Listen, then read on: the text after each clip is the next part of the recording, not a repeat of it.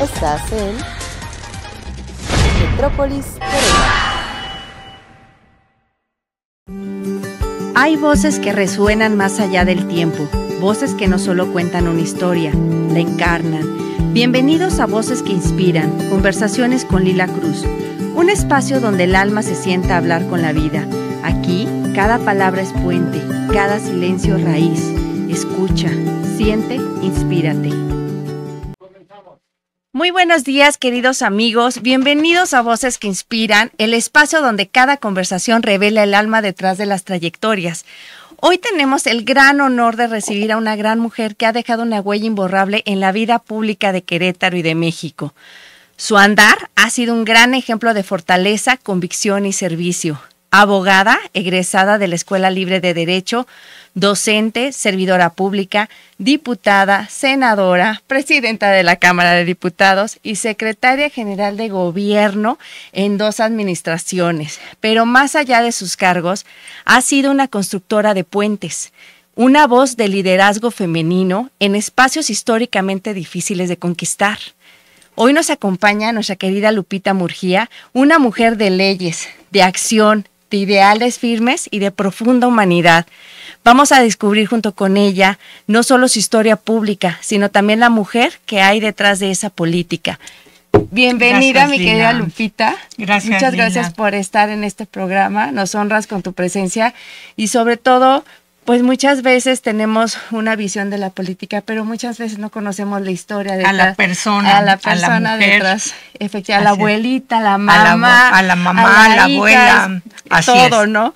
Bueno, pues empezando desde tu infancia, ¿cómo fue tu infancia, Lupita? ¿Qué había antes de ser la política exitosa que eres hoy?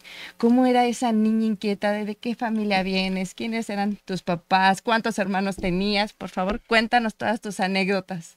Pues bueno, Lila, yo provengo de una familia clase media en la Ciudad de México, esta clase media conservadora, aspiracionista, que fuimos formados en la cultura del esfuerzo.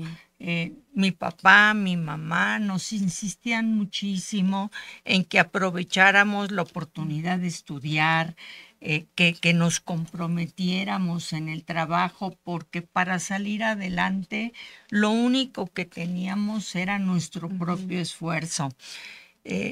Tuve la enorme suerte de que mi papá y mi mamá se amaron profundamente siempre, vivieron 40 años casados hasta que falleció mi papá. Mi papá era el que trabajaba, mi mamá una señora de casa, que todo el día su proyecto más importante era sacarnos adelante a nosotros, estar al pendiente, cómo nos desarrollábamos, podernos dar la mejor formación posible, no solamente en temas académicos y de aprendizaje, sino humanamente, en el valor de la familia, el amor a Dios. En esos valores tan bonitos que nos platicas y que, bueno, fue una bendición nacer en ese seno sí. de comunión, de amor. ¿Qué valores recuerdas que hoy los repliques en tu vida? Mira, mi papá y mi mamá insistían mucho en que el respeto a las personas, que tratáramos a todas las personas con respeto, e incluso cuando más sencilla era la persona, alguna ocasión, es, a ver, a la persona que estamos en un restaurante, que se acerca, dirígete con respeto. Sí. Da las gracias, esto, lo otro. Y igual, así era en nuestra vida. Esto de la cultura del esfuerzo, el valor de la familia. Te decía yo, el tener amor a Dios y a los valores que esto implica. Y bueno, la honestidad y la congruencia. ¿Y de dónde nace el amor a estudiar el derecho? Fíjate que, bueno, La verdad es que cuando era yo niña quería ser maestra de primaria. Admiraba mucho a mis maestras y yo quería ser maestra normalista de primaria. Soy la mayor de los hermanos. ¿De cuántos hermanos? De 4. Y a mis otros 3 hermanos, pues en vacaciones los ponía yo como si fuera su maestra a hacer cosas y calificaba. Y bueno, quería yo ser maestra. Ya para la preparatoria, me gustaba mucho leer. Ay, yo también. Y era mi pasión y quería yo estudiar literatura. Era parte. Y mi mamá, que es una mujer muy sensata, era una mujer muy sensata, muy realista, me dijo, a ver, Lupita, no eres una niña rica. No necesitas una formación que sea un adorno. Necesitas escoger una carrera que te ayude eventualmente a mantener a tus hijos si así lo necesitas. No sabemos qué te depara la vida. Entonces, si tu matrimonio, la persona que te casas no es aquella que tú esperabas, si te quedas viuda, si se necesita que trabajes, búscate algo en este ámbito de las humanidades. Entonces me metí, dije, bueno, derecho, y entré a la Libre de Derecho en la Ciudad de México porque allá vivíamos y me encantó desde el primer día. El derecho se convirtió desde entonces en una gran pasión. Pero yo creo que el ser maestra y el que seas una gran abogada, una gran política, pues iba como, siento que pues esas carreras van ligadas en ser un puente y en enseñar o dar algo, porque necesitas vocación para eso. Sí. ¿Y cómo era Lupita de estudiante? Mira, era muy buen estudiante, pues prácticamente desde el inicio, cuando estuve en escuelas de niñas, primaria, secundaria, preparatoria. Cuando llego a la Libre de Derecho, mayoritariamente masculina, éramos unas cuantas niñas, así nos decían, niñas, de verdad me temblaban las piernas. Sí, es complicado, ¿verdad? Porque era enfrentarte a una forma de relación que yo no conocía, que es tener un compañero que es tu compañero de banca, de escuela, con el que vas a tratar, con el que eventualmente colaboras, haces trabajos conjuntos, y que no es un chavo que te pretende ni que se interesa por ti más que como compañera de clase. Entonces aprendí eso y aprendí también, que ya lo había visto desde primaria y secundaria, que como mujer era muy buena estudiante, le dedicaba mucho tiempo y procuré no ser odiosa en la universidad. Yo creo que pocas cosas te caen tan mal como una compañera que siempre sabe todo, ¿no? O que siempre tienes la respuesta. Entonces, en varias ocasiones, a veces el maestro dejaba un asunto y preguntaba quién lo investigó, quién estudió. Yo mejor me quedaba callada. Y luego en algún tema me decía, pero si usted lo sabía, ¿por qué no levantó la mano? Es que estaba distraída, maestro. Y esto me permitió no ser una compañera odiosa, sino una compañera que sí, que estudiaba, que sabía, que compartía sus investigaciones y sus trabajos y con la que te podías llevar bien. Pero yo creo que eso es... Lo vas aprendiendo. Y todo lo que yo creo que aprendiste en esa época, que hiciste inconscientemente para embonar en ese círculo, siento que hoy lo reflejas hoy en día. Porque sí les quiero decir en paréntesis que todas las veces que he coincidido con la senadora Lupita, antes de ser senadora, secretaria de gobierno, has sido una aliada para todos, las personas que la buscan. Siempre estás ayudando, apoyándonos. Nosotros como colonia hemos recibido también el apoyo del gobernador y por parte tuya también en algunas gestiones y nunca hemos tenido una puerta cerrada. Esa parte sí te admiro como mujer de que siempre tienes ese don de servicio y has sido pareja con todos los que hemos buscado de alguna manera acercarnos a ti, siempre estás dispuesta y eso sí te lo quiero admirar porque muy pocos tienen ese don hoy en día de servicio y que comulgan con hechos y con acciones, ¿no? Y bueno, volviendo a las preguntas, ¿qué te apasiona, Lucía? Aparte de leer, ¿cuáles son tus pasiones hoy en día? Mira, desde luego el trabajo en el Senado. Mira, soy una mujer que una generación en transición. Es decir, éramos minoría como estudiantes universitarias, un poco extrañas, y te vas acomodando, ¿no? En todo esto. Y me tocó la transición democrática de este país.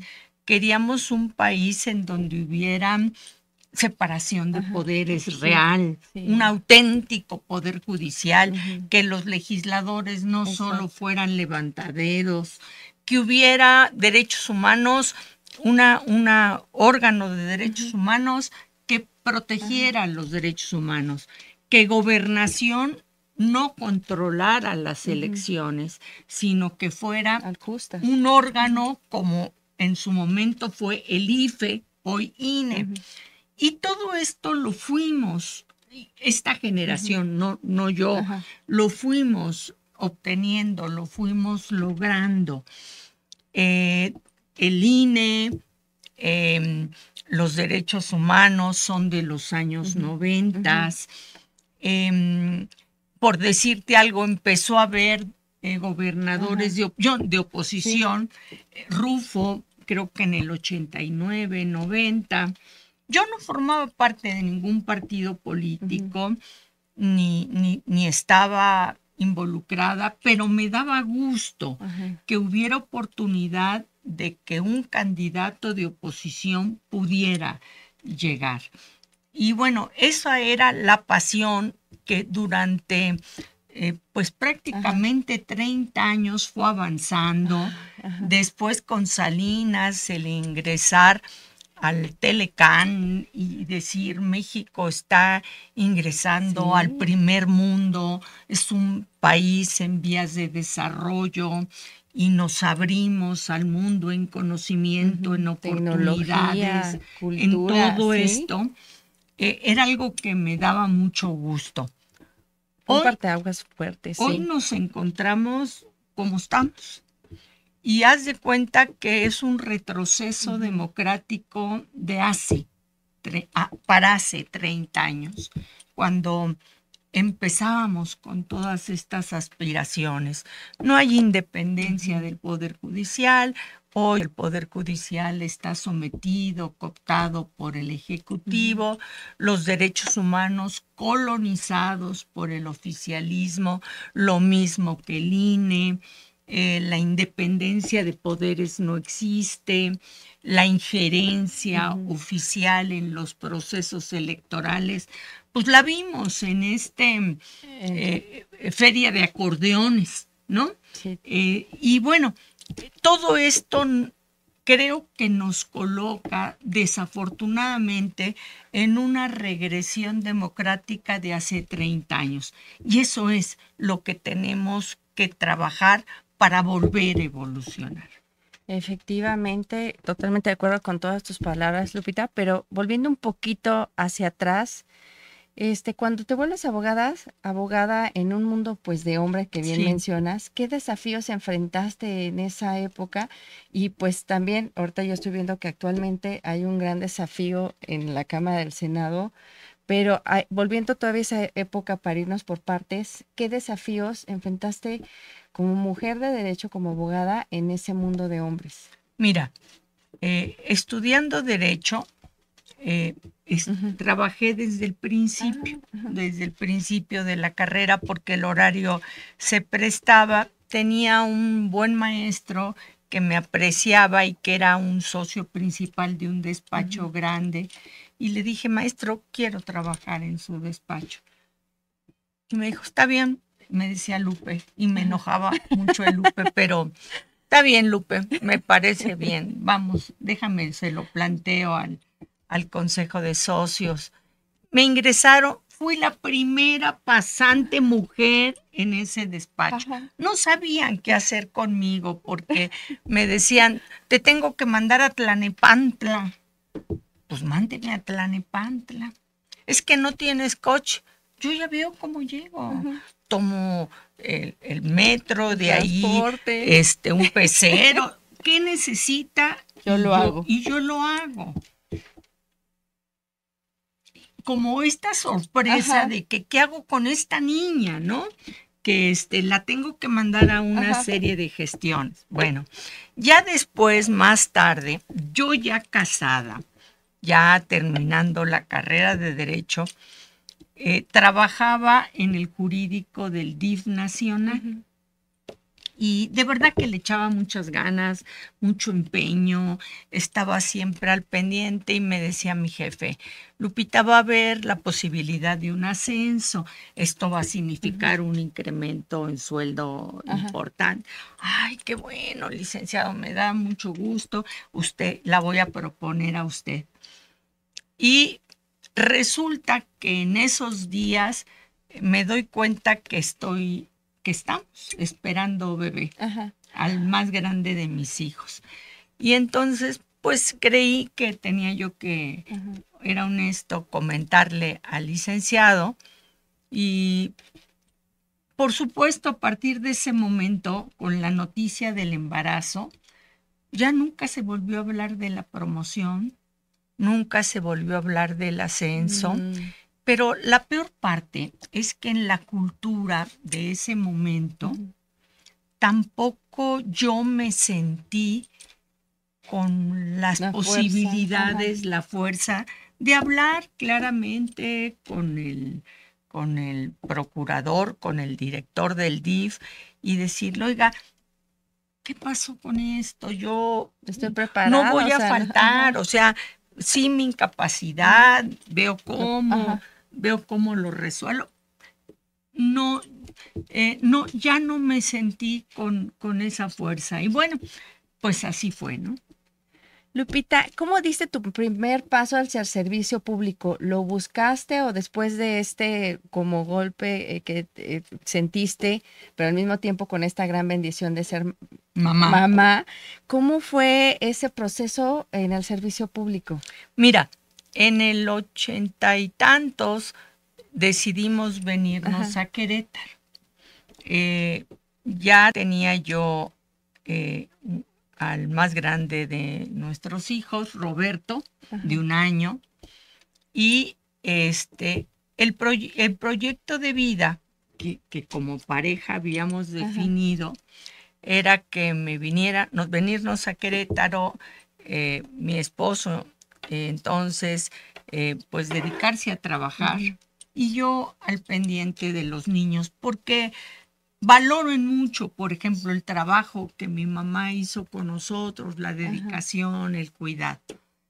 Entonces, ese era el proyecto y de verdad que yo quería, ¿no? Yo quería cumplir y bueno, pues ya viene otro de mis hijos, fueron cuates, el segundo embarazo, le da bronconeumonía a los dos y solo uno la resiste. Lo siento. Total, cuando finalmente van entrando al kinder, necesitábamos ya estimular al más chiquito porque se tardaba un poco en todo. Entonces, entró al kinder como a los 3 años, más o menos. Y el grande pues ya estaba y me metí a trabajar aquí en Querétaro en un despacho para ocupar mi tiempo. En las mañanas. Sí. Horario escolar. En horario escolar, porque yo en la tarde pues tenía que recoger a mis niños y estar con ellos. En las mañanas. Bueno, ingresé a la barra de abogados. la queretana. Y se dio la campaña del licenciado Burgos. ¿En qué año entró el licenciado Burgos? En el 91, me parece. En esa campaña hicieron foros de propuestas de la sociedad civil y la barra de abogados dijo, ¿quién quiere presentar propuestas? Pues yo. Entonces, dentro de los que presentamos, la presenté yo. Y quien organizaba esos foros era el licenciado Sergio Cepeda, notario, que luego fue director jurídico de gobierno del estado. Y cuando llega director jurídico y piensa conformar su equipo de trabajo, me llama porque le gustó la propuesta. Entonces entré a gobierno del estado y te tengo que volver a decir, para mí la limitación eran las tardes. Sí. Las tardes porque... Eras mamá. Era mamá y era el proyecto de vida. Entonces, algunas tardes podía yo llevarme el trabajo a casa y quedarme en mi casa, revisar lo que tenía y ir a la oficina algunas tardes. Pero entré y me encantó el servicio público. Te toma la oportunidad, como tú dices, de servir, de resolver. De ser puente. De ser puente, de avanzar en algo, de dar resultados. Me encantó. Ay, Lupita, pues has ocupado cargos de alta responsabilidad en diferentes momentos.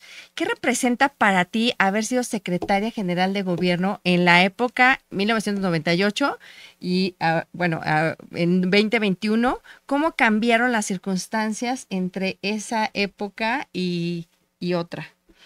Fíjate que fueron dos momentos diferentes. Con el ingeniero Loyola, que fue el primer gobierno de transición, pues era un reto muy importante. Yo estaba como secretaria del ayuntamiento de Querétaro porque el presidente municipal, Paco Garrido, había sido compañero mío en la Libre. Wow. Y entonces cuando él gana, me manda a llamar y me dice, mira, sé que tú no tienes filiación partidista, que has estado trabajando en el gobierno del licenciado Burgos, pero que no tienes filiación partidista, vente a trabajar conmigo al municipio de secretaria del ayuntamiento. Y así lo hice. Y el ingeniero Loyola, al que no conocí hasta que fue gobernador, porque no estuve yo en esas campañas. En las campañas. A los 6 meses hace un cambio en la Secretaría de Gobierno y me invita a participar. Y le digo yo, gobernador, yo soy abogada, no soy política. No, pues yo también no soy político, pero nos va a ir bien, Lupita. Ya te veía. Me vio posibilidades, solamente él, ¿no? Y yo creí que con Paco Garrido iba a ser un tema, pues que se me iba a ofender, ¿no? Y su respuesta es, me parece fantástico. El hecho de que tú estés en Secretaría de Gobierno ayuda a hacer bisagra, vinculación para 2 temas prioritarios del gobierno del estado y del municipio, que era el ordenamiento del comercio ambulante. Ay, sí, tan complicado en esa época, recuerdo. Acuérdate del barzón, de las marchas, de los plantones, de los bloqueos, de los comerciantes ambulantes que se ponían donde querían, ¿no? El ordenamiento del comercio ambulante y la conformación de una guardia municipal. En ese entonces, estoy hablando... ¿También existía la guardia municipal en ese entonces? No era atribución de los municipios. era Ajá. atribución del Del Estado, Estado. únicamente. Vino hasta después una reforma al Ay, 115 qué noticia, esa no me la sabía. constitucional que le asigna a los municipios la facultad de contar con policía municipal, pero entonces no, se necesitaba un convenio con el gobierno del Estado para que le diera las armas, los permisos de portación, a lo mejor que algunos elementos de la policía estatal se integraran, bajo qué condiciones, algo que en su momento fue complejo. ¿Fue en la época de los granados en ese momento? ¿O todavía ellos No, llegaron después? estaban los granados. Los granados estaban en la fiscalía, en la procuraduría, pero el que era el procurador era Polinar Ledesma, ¿te acuerdas? Sí. Que le decíamos el sheriff o algo así. Sí. Él era el procurador. Los granados estaban en el área jurídica, directores de diversas áreas. Así Ay, es. Lupita, Ellos también creo empezando que te vamos en a esa tener que época. invitar otra vez para que nos cuentes toda Toda la esta historia, historia. porque tienes mucho que contarnos y tan poco tiempo. Fuiste presidenta de la Cámara de Diputados en 2017. Ajá. Un momento histórico. ¿Qué significó para ti liderar el Congreso en tiempos de alta polarización? Mira, en 2017, te quiero decir, el ser presidenta de la Cámara de Diputados es complejo siempre. Son 500 diputados. Éramos minoría, 500 los cabezas panistas. diferentes. Era la época en que el presidente era Peña Nieto. Ajá. Entonces, es complejo. Pero también te tengo que decir algo que es verdad. El priismo, con todo sus características, tenía disposición y apertura para el diálogo y para la búsqueda de acuerdos. Ajá. Obviamente ellos tienen claramente tenían el conocimiento de que eran mayoría, pero con la oposición. Y en el caso del PAN, la oposición, pues la primera fuerza de oposición, disposición para decir, ustedes de este tema, ¿qué opinan? Podemos modificarlo, podemos matizarlo. Ya había acuerdos. Había Podías diálogo. llegar a acuerdos. Podías llegar a acuerdos. Sí, no eran había apertura imposiciones. para eso. Había asuntos en los que no llegábamos a acuerdos y bueno, eran sesiones pues de mucha tensión. Nada de lo que estamos viendo ahorita, porque eran sesiones en que los discursos eran fuertes, gritaban, se enojaban, pero no como hoy en día. No con la violencia ni la agresividad que hoy vemos. Sí, caray. ¿Qué recuerdas del tiempo que trabajaste en el seguimiento del caso Ayotzinapa? ¿Cómo se vivía desde adentro esa comisión con tanto peso social? Fue para mí un tiempo muy fuerte.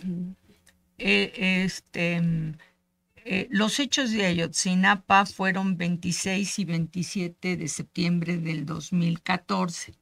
Yo llegué a la Diputación Federal un año después. Y ya había la comisión de Ayotzinapa y la nueva legislatura instaló esta comisión. Obviamente los padres, siendo reciente el hecho, siendo Peña Nieto presidente en los dos momentos, el procurador Murillo Karam, el mismo secretario de la Defensa, etcétera, los papás estaban muy, muy enojados, con mucho enojo. Impotencia, muchos sentimientos. Era un enojo horrible en contra del gobierno federal por lo que le sucedió a sus hijos, echándole la culpa al gobierno federal, a las Fuerzas Armadas. El gobierno de Peña Nieto, pues además de la Comisión de Diputados, invitó a un grupo, ¿te acuerdas? Un grupo de expertos independientes de la Comisión Interamericana de Derechos Humanos que se llamaba el GIEI. No. Bueno, era un grupo latinoamericano de expertos Ajá. sudamericanos, centroamericanos, que entraron a realizar una investigación paralela. Y esto permitió que los trabajos de la comisión fueran Más muy transparentes. valiosos, Ajá. porque como comisión trabajábamos con el GIEI.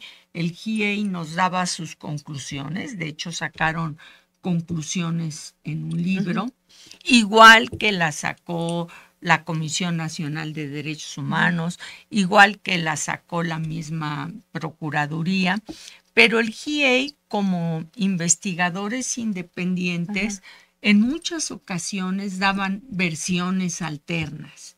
Y esto pues generaba mucha polémica y nuestra función como diputados era pues hacer llegar la información. la información, la que teníamos como oficial de la Procuraduría, la que surgía del GIEI, qué aspectos eran diversos y hasta contradictorios, y señalárselo a la autoridad, ¿no?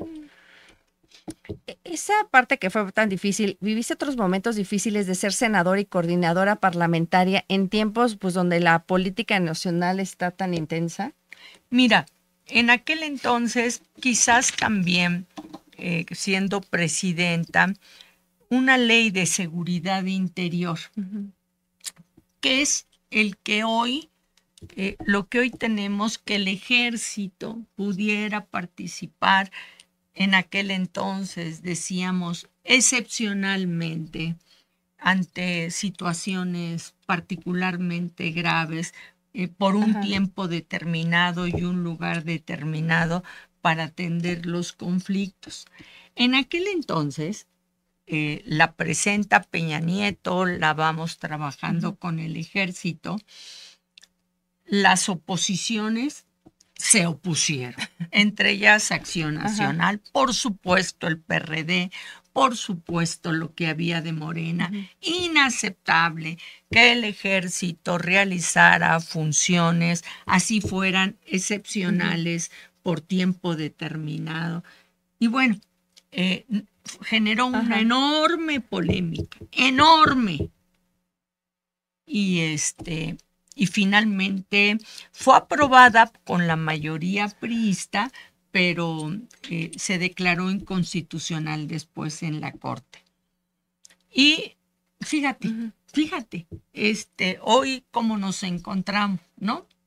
Bueno, y otro asunto, también la de pasar de procuradora a fiscal, el fiscal autónomo por 9 años, hasta ahí vamos bien, pero la propuesta del presidente Peña Nieto era que quien era procurador, Raúl Cervantes, fuera fiscal. Y empezó, no sé si tú te acuerdas, el rollo de no al fiscal carnal. Bueno, y también la oposición, las oposiciones, tomando la tribuna, esto, lo otro, no al fiscal carnal. Y bueno, fueron dos temas muy, muy complejos. Y ahora, aquí en el Senado, pues obviamente no a la reforma judicial, no a la ratificación y en su momento al nombramiento de Rosario Ibarra como presidenta de la Comisión Nacional de Derechos Humanos. Han sido golpes fuertes, episodios de mucha confrontación. Ay, Lupita, ¿cómo has vivido como mujer en este espacio político, pues donde históricamente se ha necesitado abrirse caminos ante muchos prejuicios, ante muchas dificultades? ¿Cómo has vivido esas transiciones?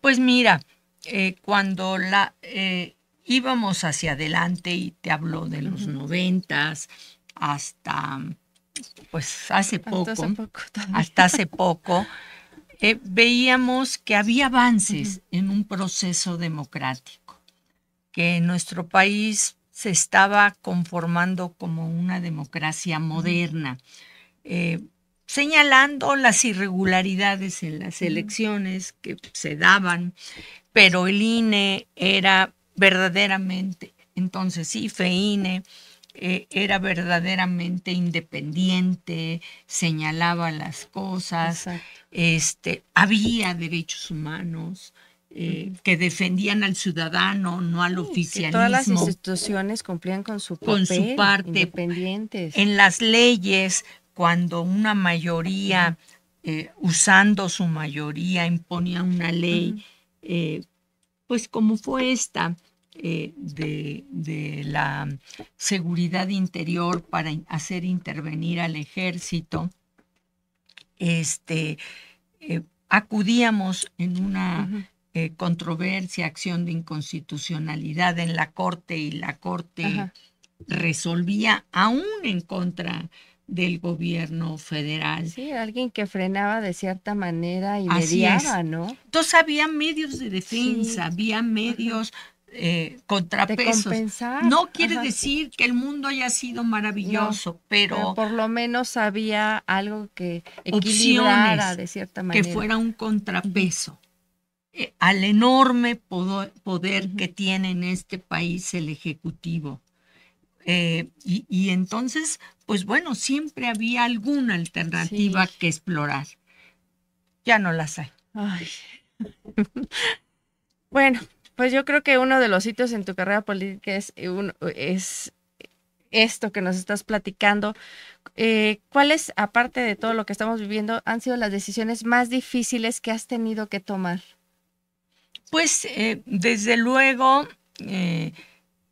yo creo que como secretaria de gobierno, que en mucho pues eres representante del propio gobierno estatal, me tocó recientemente, ya como secretaria de gobierno del gobernador Curi, la liberación del predio de la cuadrilla de Juriquilla, que fue muy, muy complejo.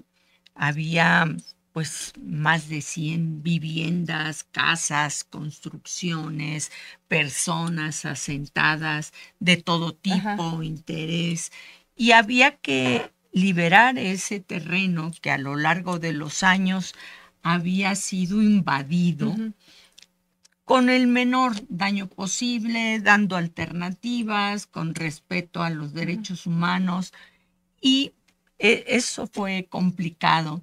Y yo creo que cada ocasión que tienes que tomar una decisión ante una manifestación, ante un bloqueo, que estás buscando negociar, dar respuesta, el que llevarte la negociación a otro lugar y no bloquear 5 de febrero o Bernardo Quintana con cientos o miles de personas dependiendo de que no se pueden mover, ¿no?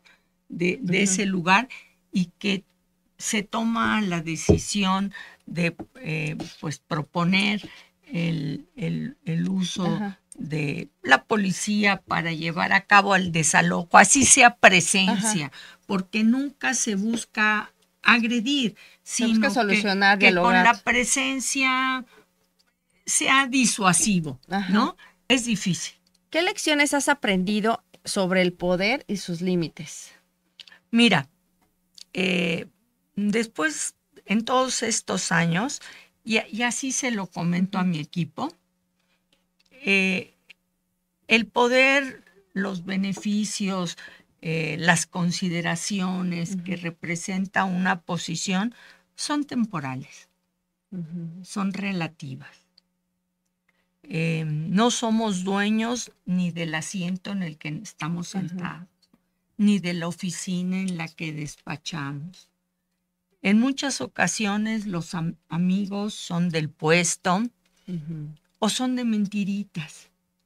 Y por eso tenemos que ser muy cuidadosos de ser justos, de tener un trato amable, de dar servicio a todos, porque si los amigos pueden ser de mentiritas, los enemigos sí son de De verdad. verdad. Y te persiguen a ti o a tu familia y hay que cuidar mucho eso. Yo admiro de los políticos y de las personas que admiro cómo les pegan muchas veces, cómo manejas esa crítica o esos golpes de estas personas, pues sin escrúpulos muchas veces, o y llegando a mentiras, cómo enfrentas, cómo te proteges de esa manera, o cómo haces para que no te afecte en tu vida personal. Mira, desde luego la piel, tienes que tener la piel dura eh, para ser servidor público y no tomarlo como personal. Ajá. En alguna ocasión, en una confrontación, unas personas en la calle, Ujú. porque sucede que así como hay personas que se acercan amablemente a saludarte, alguno confronta. Y yo le decía, mire señor, yo a usted no lo conozco, ni usted a mí. Y sé que lo que me dice no tiene un carácter personal porque ni lo conozco, Ajá. ni me conoce. Son puntos de vista diferentes en un tema. Respeto su punto de vista y bueno, pues yo le pido que respete el mío y me sigo. ¿Que te afecta? Sí, muchas veces te afecta. ¿Afecta a la familia? Sí, afecta a la familia, afecta a los hijos. Digamos, así es, Ujú. así es. ¿Cómo has compensado tu vida de mamá? Creo que hoy ya eres abuelita. Ya soy ¿Cómo, abuela. cómo compensas tu vida de política con la familia, tus hobbies, tu ejercicio, tu día a día? Pues mira, es que lo más importante que tenemos es la familia. Los hijos, el cariño de los hijos, el mantenernos cerca de los nietos, los amigos, sobre todo aquellos amigos y amigas que hemos podido hacer a lo largo de la vida. Esos con quienes te dices la neta Ay, sí. o que te dicen la neta, y aunque Que sea te duro, bajan a veces, ¿no? aunque sea duro, aunque te confronte, aunque no estés de acuerdo, y no pasa nada. Aunque que nos queremos y y nos seguimos viendo con igual cariño, amigas incluso que son admiradoras de López Obrador. A ver, eso está fuerte. Y lo defienden y en las comidas o tenemos luego discusiones existenciales, ¿no? Unas con otras. Y la quiero Pero está muchísimo padre y me también quiere ese. muchísimo, ¿no? Ah, Entonces, eso, me gusta leer, me gusta ir al cine, me gusta comer con mis amigas, me gusta discutir con ellas algunas cosas que se comentan, aunque no coincidamos. Lupita, ¿cómo te describirías tú? Sí, o sea, te sacaran de tu cuerpo y te presentaran así. ¿Cómo soy? ¿Cómo te describirías? Mira, soy una mujer que creo que soy honesta, congruente, que tengo este gusto por el servicio público, por dar resultados, por ser eficaz en lo que estoy haciendo, que llego o pretendo llegar a una responsabilidad y no hacerme sonsa, sino dar resultados y que busco, al menos siempre lo busco, escuchar a quien se acerca, buscar cómo sí puedo atender, resolver eso y darles un trato comedido. Oh. ¿Qué consejo le darías a las nuevas generaciones de mujeres que quieren dedicarse a la vida pública? Mira, yo creo que si alguna mujer identifica que su proyecto de vida es el servicio público, el ocupar un cargo de representación popular, tienen que seguir ese proyecto. Hay una frase que dice, solo hay vientos favorables para el que no sabe a dónde va. Cuando tú tienes claro qué quieres, pues vas encontrando vientos favorables. Ajá. Y también te encuentras con vientos que no lo son en todos Ajá. los partidos, en todas las circunstancias, porque también a veces te toca que te la apliquen, Sí. ¿no? Y tienes que entender que, bueno, pues ahora me la aplicaron por esto, por otro, por lo que sea, pero yo sé lo que quiero. Entonces, en ese sentido, dejar pasar las cosas y ya habrá mejor momento para continuar en eso que quiero. Ah. Si pudieras volver a hablar con aquella joven que entró por primera vez al salón de clases y se enfrentó a puros hombres y que era una abogada recién, pues llegada, recién egresada, ¿qué le dirías a esa Lupita de años atrás? Mira, creo que a esa Lupita le diría que ha tenido en la vida grandes oportunidades, que tiene que estar agradecida con Dios por las oportunidades que le ha dado, que esos sueños que tenía yo, bueno, se fueron, y no por mí, sino en conjunto, generacionalmente, se fueron atendiendo, fueron avanzando. Que hoy nos encontramos, como te digo, en esta regresión democrática. Y el otro día, después de la elección y de los resultados de la elección del Poder Judicial, que me vino un desaliento grande por 30 años de retroceso. Sí. O más. Y me acordé así de una frase que decía Manuel Gómez Morín, que nuestro trabajo es un trabajo que se tiene que hacer todos los días, que la lucha por los ideales es una brega de eternidad y que hoy esta Lupita, que ya no es aquella chamaca ideal y fuerte y emprendedora de otros momentos, se encuentra ante la misma disyuntiva: alcanzar ese sueño, alcanzar esos ideales y seguir trabajando para lograrlos. Ay, Lupita, ¿te duele México hoy? Me duele mucho, porque no se trata de que soy oposición. Se trata de que no estamos mejor que hace unos años, porque los jóvenes hoy no tienen mejores oportunidades que antes, porque las mujeres hoy no tienen mejores condiciones, oportunidades para desarrollarse, porque la educación no está mejor que lo que buscábamos cuando estuve yo en la Secretaría de Educación del Estado, ni la salud, ni la seguridad. Entonces, hay mucho por hacer y creo que todos tenemos que hacer nuestra parte.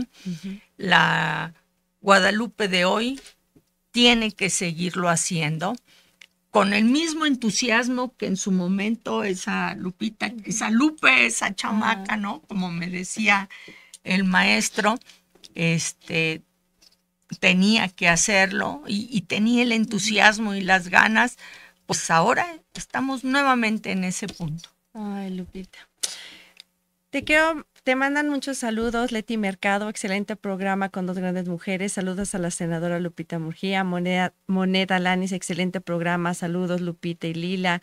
Alfonso Navarro, saludos a las dos. Gaby Díaz, Alfredo Chávar y bueno, varios que por ahí nos están viendo. Muchísimas gracias por sus saludos. Pues fue un honor tener a nuestra querida Lupita aquí. Y siempre digo, la verdadera inspiración no está en llegar alto, sino en olvidar quién eres mientras subes. Hoy, con Lupita Murguía, confirmamos que los caminos de servicio y convicción son también caminos de humanidad. Te agradezco infinitamente. Gracias, Lila. Me dejas muy emotiva por toda la trayectoria. Sé que son tiempos muy complicados y cómo lo has enfrentado. ¿Y qué viene para Lupita? ¿Qué falta por cumplir a pesar de todo este ambiente pues hostil, se puede decir, con sus Sí, palabras? ¿Qué esperamos? mira, seguir trabajando, seguir luchando por lo que creo, por lo que es una convicción, invitar a más personas a que se sumen a este trabajo. No, nadie lo puede lograr solo. No hay un partido político que solo pueda alcanzarlo. Necesita una ciudadanía consciente, convencida, que se esfuerce por tener un mejor país. Pues muchas gracias a todos los que nos están viendo. Nos vemos próximamente en Voces que Inspiran el próximo jueves. Lupita, muchas gracias por estar con nosotros. Muchas gracias, Lila. Muchas gracias a todos. Hasta luego.